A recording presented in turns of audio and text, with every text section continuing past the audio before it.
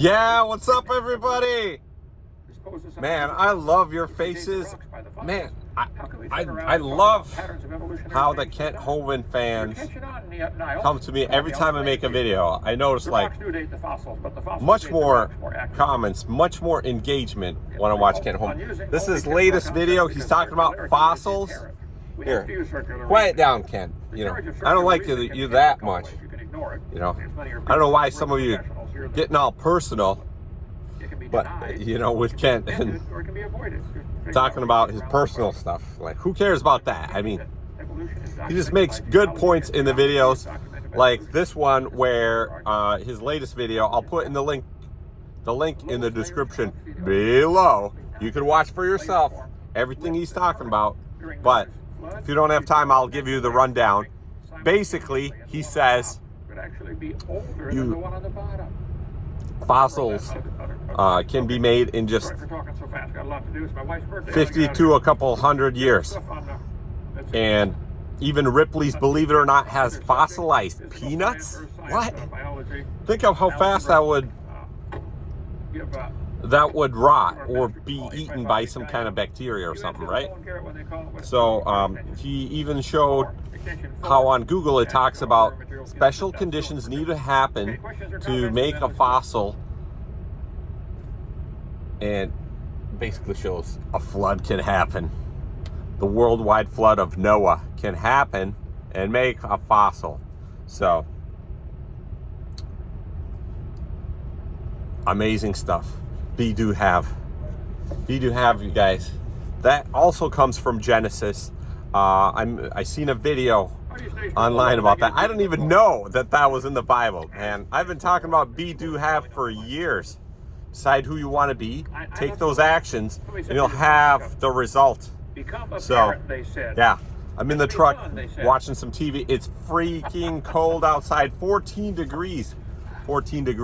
So yeah, just wanted to wish you all a good day, and should we find human bones fossils?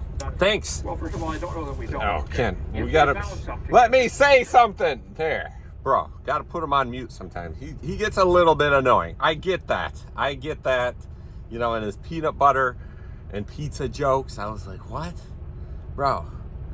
You know, I just want to see your tour. You know, your thingamabob. You know, at the event. You know, just again. This is documented stuff, not some theory or something. Somebody documented when they lived here. They wrote it down. They wrote it in ancient scripts. Later, it got put together in a thing called the Old Testament, which a bunch of people believe, even though they're different faiths. So they documented a worldwide flood. Worldwide flood happened here, which could have made the fossils here and could have had the right conditions for reptiles to live, like what we call dinosaurs, but back then they called them dragons. Remember, dinosaur is a word that is less than 200 years old, so you can make up whatever you want about that word, but dragons, they lived here, didn't survive much after the flood.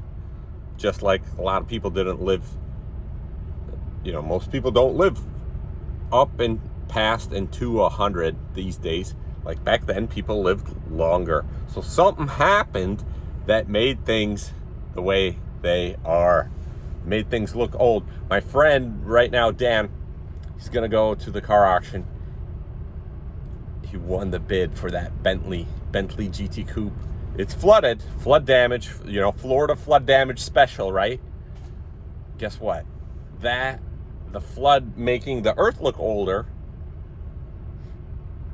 applies to cars too. The science, you know, the reason why you got such a deal on this Bentley is because it looks older than it is. It aged, the computers in it, the wires, everything, the leather interior. It has a chance of aging quite a bit